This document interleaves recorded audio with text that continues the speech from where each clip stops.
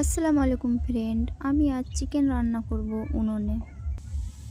প্রথমে দিয়ে দিলাম সরিষার তেল। এই উপকরণগুলো দিয়ে আমি চিকেন রান্না করব। গরম তেলে দিয়ে দিলাম পেঁয়াজ কুচি। পেঁয়াজটা আমি 10 মিনিট ধরে ভাজলাম। এরপর দিয়ে দিব রসুন বাটা।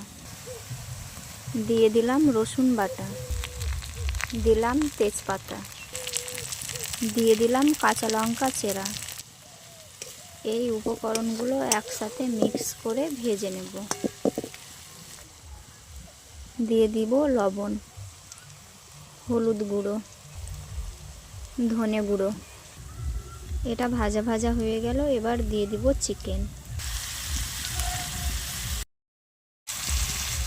চিকেনটা দিয়ে দিলাম। মশলার সাথে চিকেনটা 5 মিনিট কষিয়ে নিলাম। এবার দিয়ে দিব টমেটো কুচি। দিয়ে দিলাম টমেটো কুচি। এবার এটা খুন্তি দিয়ে নেড়ে নেব।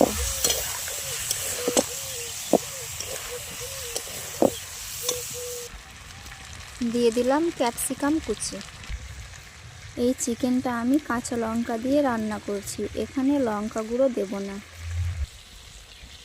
দিয়ে দিব জিরে গুঁড়ো, দিয়ে দিব বাটা গরম মশলা।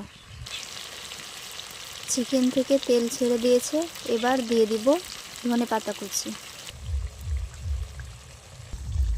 দিয়ে দিব গোলমরিচ গুঁড়ো, মিট মশলা গুঁড়ো। মিট মশলাটা দিয়ে দেওয়ার পর আমি 5 মিনিট জাল দিব। 5 মিনিট হয়ে গেছে আর আমার চিকেন কষাও কমপ্লিট।